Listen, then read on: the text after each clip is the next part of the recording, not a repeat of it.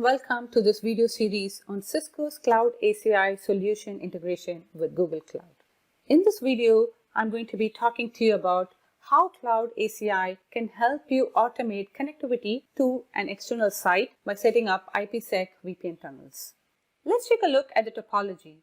We have Infra project with the Infra VPC where the Cloud APIC is running. The Cloud APIC has been used to automate the creation of the HR VPC within the HR tenant project with two subnets 50.1.0/24 and 50.2.0/24.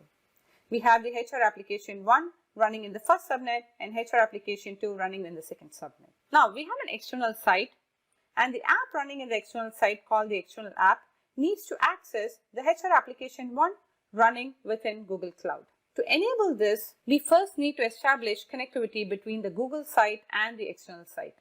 To do that, we are going to use the cloud native router as well as a HA VPN gateway offered by Google Cloud to set up connectivity to the external site. The HA VPN gateway is going to be used to set up the IPsec VPN tunnels with the site, and we're going to use the cloud native router to set up BGP sessions with the peer site.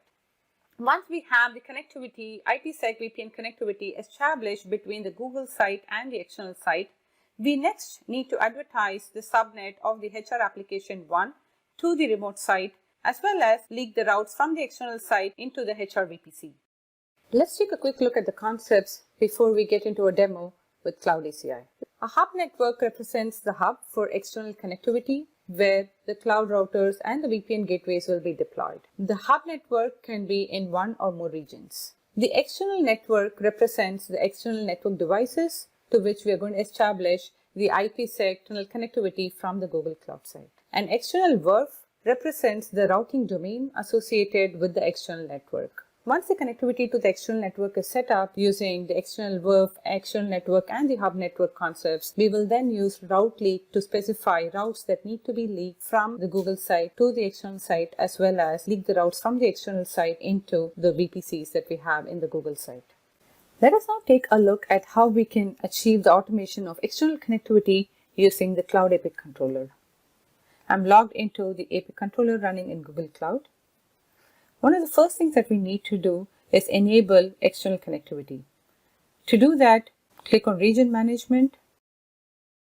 In the Region Management, select External Connectivity, click on Enable. I already have this enabled on my setup. Click on Next, where you'll configure the hub network. Provide a name for the network and the ASN that is to be used on the GCP site. I've configured for the hub network to be deployed in the US Central 1 region, but you can add more than one region here. I'm using the default subnet pool that is provided by GCP, which is 169.254/16. Click on Save and Continue. We've now created the default hub network. Next is to create an external VRF and then an external network. Let's first create the external VRF. Click on Create VRF. Provide a name.